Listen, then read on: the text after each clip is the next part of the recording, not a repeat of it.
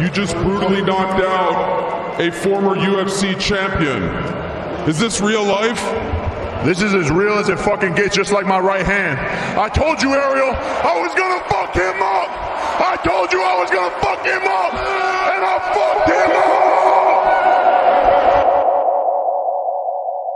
You're afraid. You're afraid.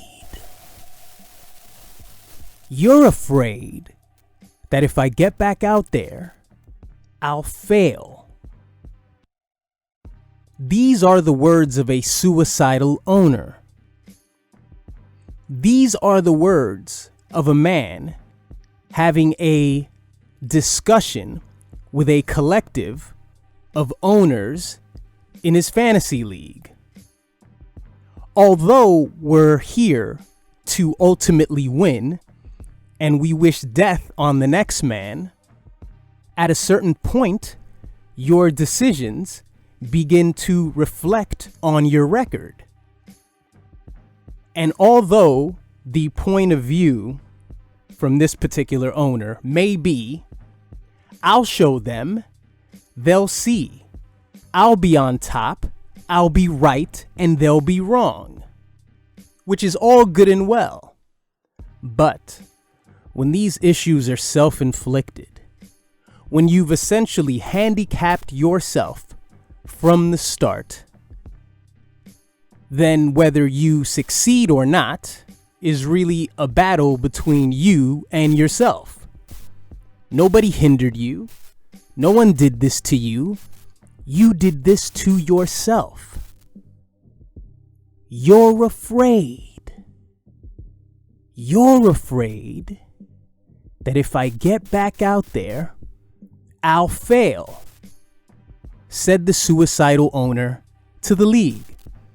To which the league replied, no, I'm afraid that you want to.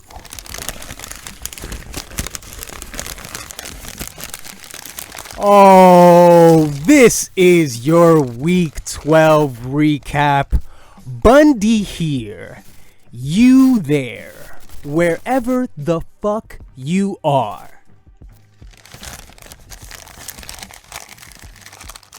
This game didn't mean as much to me as you think it did. This game wasn't something that I had to wonder whether I was going to win or not. As I said, after DK Metcalf's 3 points on Thanksgiving Day, I'm facing Ed. I don't have much to worry about.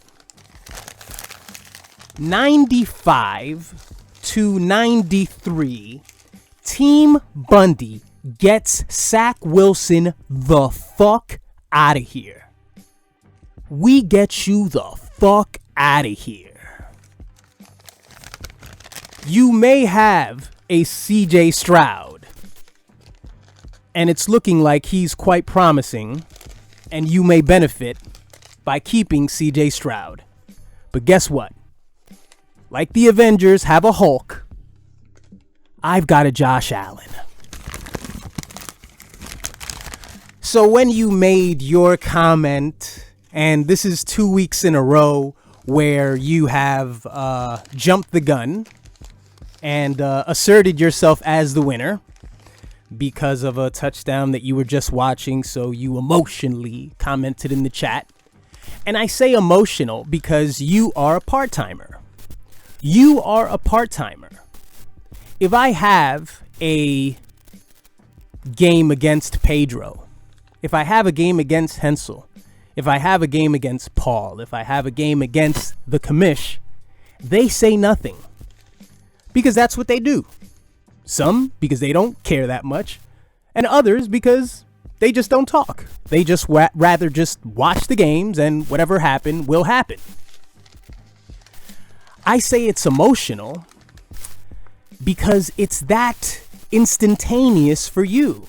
It's one touchdown seen on Red Zone, and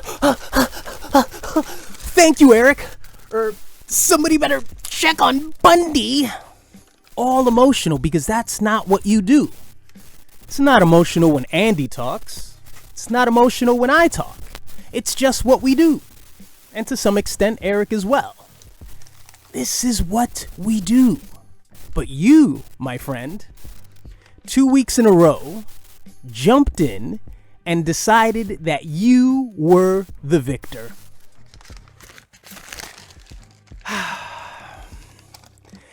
The most rewarding and satisfying aspect of this game was Adam Thielen's donut. It's not that when someone makes a trade and a player does nothing, it's not that that's a marker that the trade was a failure. It's just Mike Evans scored 19 points. He scored 19. We'll get to Eric's score in a bit. Tank Dell did get 12, but Mike Evans got 19.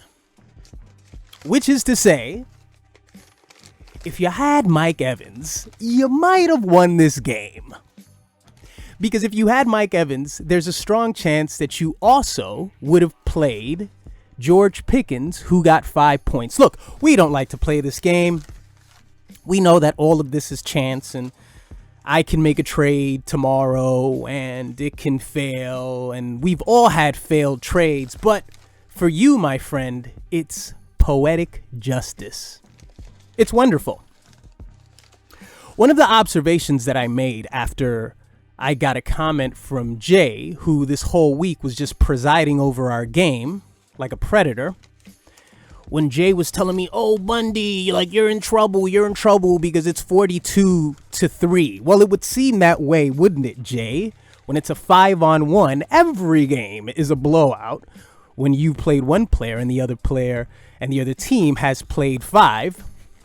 But I made the observation of, well, Jahmyr Gibbs had 6 points and Breece Hall had 4. He's got 10 collective points from his RB2, which is Breece Hall, because that's what he is, Edwin. That's what he is. He's an RB2 who's failed this year massively to no fault of his own. He has no offensive line. He has no quarterback. Breece Hall is a phenomenal player, but it's just not going to happen this year. Just 2 touchdowns this season. 4 points this week against the Miami Dolphins. And this is the problem, right? The problem is that you had no options. The problem is that all you had was a Dante Foreman to play, and he got 0 points. I believe he got hurt. You weren't going to play Dalvin Cook, of course, because if you're not going to play Breece Hall, you're not going to play Dalvin Cook. You have no options, and this comes back to that third pick. Which brings us to another satisfying point of this game. Was Justin Tucker's miss. Oh, no words. I'm not verbally gifted enough to convey you can't convey feelings. You really can't. I mean, this all has to do with, what side of the brain you're operating from. You can't do both. I can't feel the way I feel and describe how I feel. But Justin Tucker missing that kick, Ed. Nothing in the world makes me more happy. Nothing in the world makes me more happy than the moment where you pushed the button and said third pick, and you said the words, "Your brother's gonna get mad." And then afterwards, when everybody laughed at you, you then said the infamous words that have now become infamous, in my opinion. You said, "I know what I'm doing." Well, how's that working out for you? 3-9. The first team ousted from the playoffs. Listen, this game did not mean as much to me as it meant to you. I really didn't have a doubt that we would win this game. I do not joke when I say that 3 points for DK Metcalf, I don't have to sweat this. It's because the metrics are what the metrics are, Ed. You don't score 100 points very often. That's just what it is. And I know that I have Josh Allen, who ultimately is the best player in fantasy. He's the best player in fantasy. You saw what he did. You saw what he did in that Philadelphia game. He outplayed Jalen Hurts. Yes, I didn't get much from Joe Mixon, and I didn't get much from Jamar Chase. Look, my team has taken a huge hit because of the injury to Joe Burrow. A huge hit, and it's concerning moving forward. Do I feel that my team is strong as it is without having that security blanket of Jamar Chase at the very least getting a touchdown every 2 weeks? I don't know. I can't say, but what I can say is I got you the fuck out of here, nigga. That's what I can say. Don't be a part-timer. Don't be a part-timer. Talk your talk whenever you want. Because Orlando isn't a part-timer. Pedro isn't a part-timer. You desire to speak, but only speak when you see success. So that means you're a fucking loser, Ed. Be who you are. Shouldn't be contingent on what the condition of your team is. You should just talk because you want to talk. Look, we're not going to spend too much time on these games. We're going to get to what really matters. I just really wanted to comment on whipping Ed's ass and getting him the fuck out of here and making the playoffs at the very same time. So we're just going to comb over these games very quickly. There wasn't much to mention here. Ewok Rape wins the Kirk Cameron Award for Fantasy Excellence over Joe, who has had such a difficult time over the past 3 weeks. Joe's likelihood of making the playoffs isn't very strong. But I want to comment on Joe's last 3 weeks, and they've been very difficult. Week 10, he faced Charles Lee Big Papa Pooh, and he lost 88-127. Okay? Week 11, he will always lose to Orlando. Death, taxes, and Orlando beating Joe. He lost 79-126. And just now he loses to Eric 132-94. That's 385 points against Joe over the past 3 weeks. You do the averages. That's a huge hit to Joe, who was a playoff hopeful before this point, but is a playoff hopeful no more as he goes down up against Ewok Rape, who will likely win the MVP award this year. We move on to Pork Chop Express losing to Big Papa Pooh 122-99. Of course, as Jay mentioned, there were some high scores this week, of course, because we didn't have any buys. But he gets 122 points.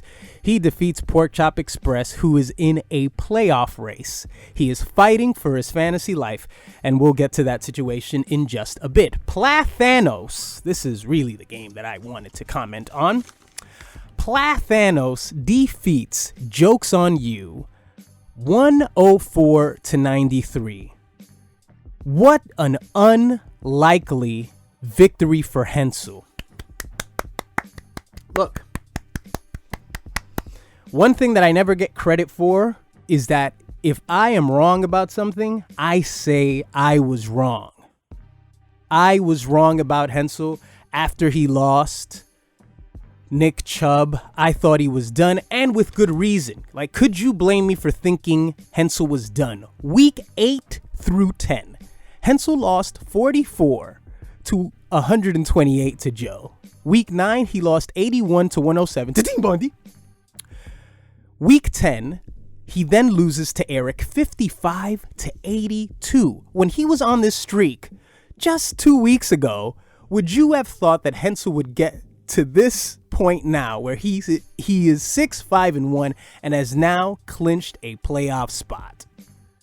No one could have predicted this, but fortunately for Hensel, his schedule laid out week 11 against Ed and this week against Pedro. And of course, these are the top, the bottom three scoring teams in the league. He defeats Ed 100-80 last week and 104 against Pedro here. So 2 weeks in a row, Hensel has scored 100 points. And this is because Trevor Lawrence has finally done something. Those weeks that he lost against Joe, me, and Eric, he got 14 from Trevor Lawrence. Then he was on a bye. He got 18 from Deshaun Watson. And then back in week 10 against Eric, he got 1 point. So last week was the first time Trevor Lawrence or Hensel got over 20 points, period, from a quarterback this year.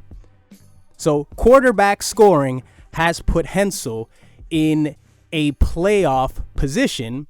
And all the credit to Hensel. If Hensel's the person that I think is less likely to listen to this. But if he is listening, I'm sorry, sir. You know, in the words of the DJ from the Warriors when they made it back to Coney, sorry about that. I guess all we can do is play your song. The next game we move on to is Skylander beating Ricky O 89-118. Andy getting a real solid victory. The very first time in a few weeks, Andy gets an actual victory here. He gets 32 points from Kyron Williams, nothing from Ty Chandler, and he gets 21 points from his defense. Two very big defensive games here. The Dolphins for Andy and the Cowboys for O. But, of course, as I said, if you get 20 points in your defense, you ain't losing to nobody. So Andy wins. Andy has a record of, 10-1-1.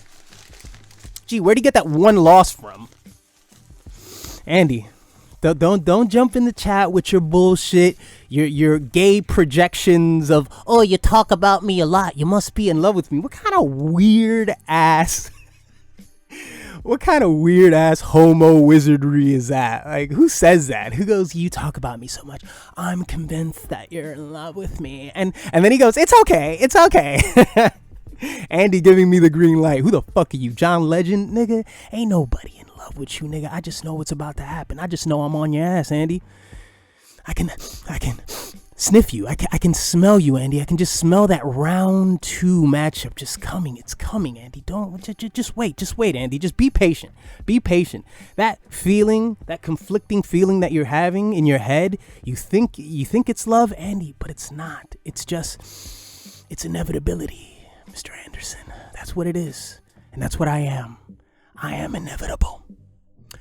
Andy, of course, winning the division, the WCW division, with a record of 10-1-1. Big Papa J-Ray clinching the playoffs. And Pork Chop Express and Ricky O both tied at 5-7-0. At the bottom of the division is Joelicus Maximus with a record of 4-8. He is basically done with a 12% chance of making the playoffs. Over to the NWO division, which Eric hasn't clinched yet, but I will no longer say, for now, it's not going to happen. Eric is likely to win the playoffs to win the division either this week or the next. He'll get the bye with a record of 8-3-1 so far. Excuse me. And Team Bundy, 6-5-1. It's been 5 years, and Jay, fuck you. Oh, in the 8th place. Listen, much like everyone else, I never give a shit about the what's the name of the bracket when you lose? The consolation, is that what it is? Somebody correct me if that's not the word. Is it the consolation bracket? I never load up my squad if somebody's injured. I never put them in. I've never done that. I don't know if anybody is the same as me, but I've never adjusted those things. And honestly, it really doesn't matter now because of the lottery. So if you lose, who gives a shit? Like, it's just a random chance now anyway. So that's my placement really doesn't matter when I don't make the playoffs, Jay. It really doesn't make a difference. If you don't make the playoffs, you're fucking last. Plathanos, who is tied with Team Bundy for the second slot. Well, not really tied because I have more points than Hensel. Hensel is the lowest scoring team in the league at 941, folks. 941 points for Hensel, and he is in the playoffs over Zach Wilson and Jokes on You. That if Orlando's loss a couple weeks ago against J-Ray was one of the painful losses that I've seen, this had to be second. I think how unlikely it was for the Chargers defense to score 27 points. 27 points. Wasn't that against the Jets? Jesus Christ. for them to score 27 points and Orlando to lose, how unlikely that was. I still think that was a greater feat than what Hensel did last night. The Bears defense just looked amazing. And Pedro, whom I don't want to play, I told you so game.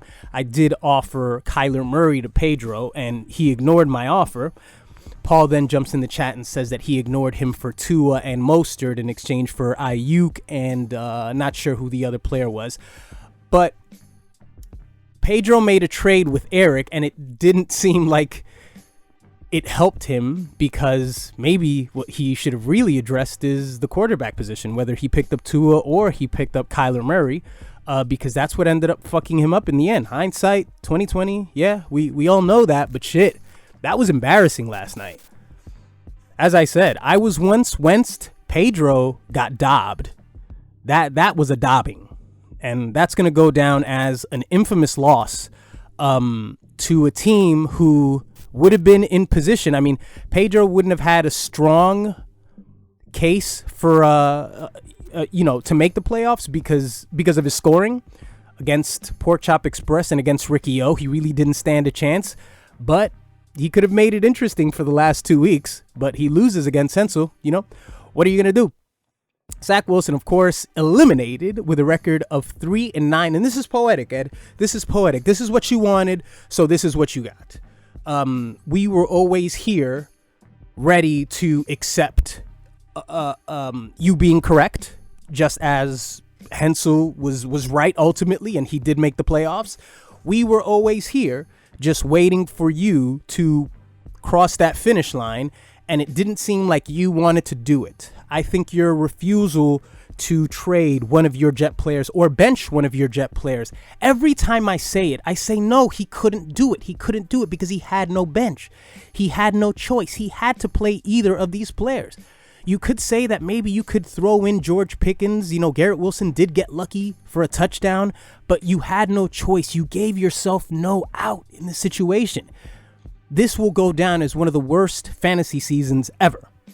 The worst fantasy season was Joe, like 4 or 5 years ago, losing one game, winning one game, and getting 900 points. I believe there was one less game in the season, 16-game season, but he got 900 points that year. That will probably go down as the worst fantasy season ever. But this one was a seppuku. It was just a suicide. It was a refusal to listen to anyone. It was just, I'm going to do what I'm going to do. I'm going to draft a kicker in the 3rd round, and I'm going to keep playing one of the worst offenses. And I'll tell you what, I'm going to trade away a monster receiver, and I'm going to pick up a 33-year-old receiver who's depending on a first-year quarterback who's on a failed system in which their head coach was just fired. That's an example of the failure that the Carolina Panthers have been offensively this season.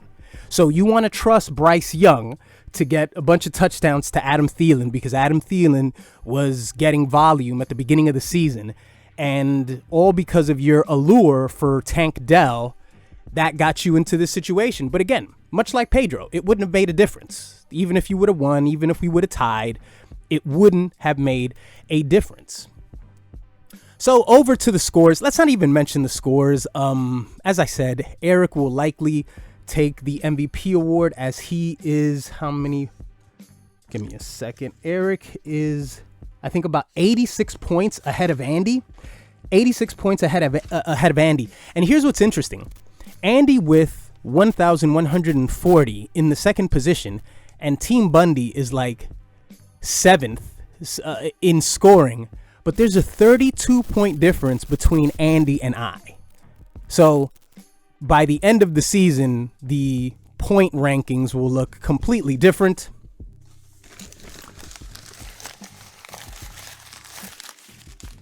But okay, this is what matters here, okay? What matters here is Pedro's eliminated, Ed is eliminated, Joe is eliminated. The only 2 teams that matter from here to round 1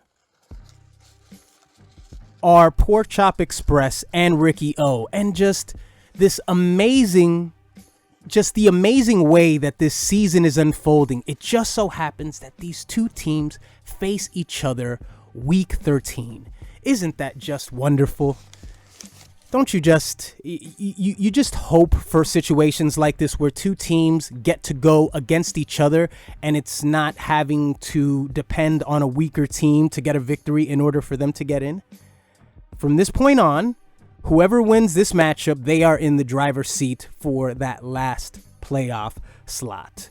So this week, Ricky O, who does not have Deshaun Jackson, sorry, not Deshaun Jackson, who doesn't have Lamar Jackson, that isn't so much of a disadvantage for Orlando because, as I've said in the past, Lamar Jackson has been so inconsistent this season, getting 14 points for Orlando just this week.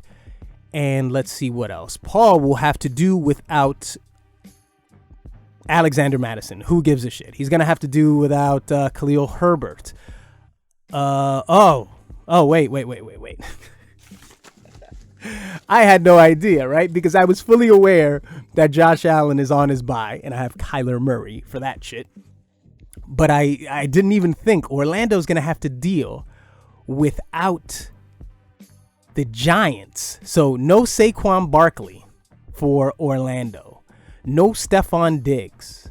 James Cook, he hasn't really started that often. No Dalton Kincaid. He's got Cade Otton in place of him. So this is going to have to be a week where Orlando's going to have to make a lot of shifts. Luckily for him, Devin Singletary has shown himself to be a bright spot on his team, but he's going up against Denver. He's got 6 points this week 12 against the Jacksonville Jaguars. I think the Houston offense is likely going to be throwing against Denver, but, you know, I'm not a football analyst. I'm just a fantasy football trash talker. I know nothing about the sport. So, in my opinion, I think Pork Chop Express is likely to get this victory just because of the buys. I mean, just because Orlando's going to have to play Brandon Cook. He's going to play Josh Downs, who's got a lot of hype around him. Josh Downs, let's see, was he injured recently? No, he wasn't. So Josh Downs hasn't done much with exception to 1 week where it was against Orlando's defense, one of Orlando's defenses against the Browns. He had 18 points. He had 1 touchdown with 125 yards. He's going to need a big game from him. He's going to need a huge game from him. Let's see what the rankings are. So the Denver defense is 32nd against running back. So go figure. And what else? And Josh Downs has the Tennessee Titans, who are 24th against the pass. Let's see for Paul. For Paul, he's got the Jets, who are 25 against runners with Bijan Robinson. He has Raheem Mostert, who is up against the Commanders, who are 21st against the run. Who knows if Devin Achane is playing? That's gonna be a huge decider for Paul. The big game here is, of course, the Eagles against San Francisco, because you have DeAndre Swift and Devonta Smith against A.J. Brown. This is the big game here, but as I said, I think the advantage goes to Paul. He's got his starters. Bad timing for Orlando. He's had some tough losses over the past few weeks. And what's even worse for, I'd say this is worse for Paul, is the Week 14 matchups. Because in Week 14, after this game, Paul faces Team Bundy. That's good for Paul because Paul's like my bully, right? I think Paul's beating me at this point. What is it, like 16 games to like 4? And Orlando faces Ed. Like, this is when we have a conversation about, like, a real conversation. Because in that game, in that Week 14 game, Ed has the Texans against the Jets. So that begs the question. Is Ed going to play the Jet defense against the Texans? It's crazy that you have to ask that question. That someone would, and it's not because it's the Jets. The Jets had a good game against me. They got 10 points. But it's not because it's the Jets. It's because it's your quarterback playing a defense against your quarterback, that seems suboptimal. It seems extremely suboptimal. Like, if you're expecting your quarterback to get 25, 30 points, what does that mean for your defense?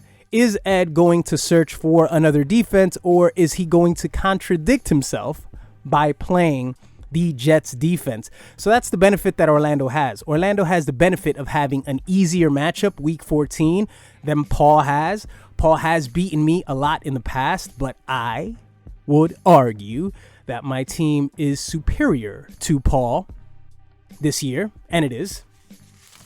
But this is really the only game that matters. Of course, you have Jokes on You going up against Team Bundy. You have Plathanos against Big Papa Pooh, Skylander against Joe, and Ewok Rape against Zach Wilson.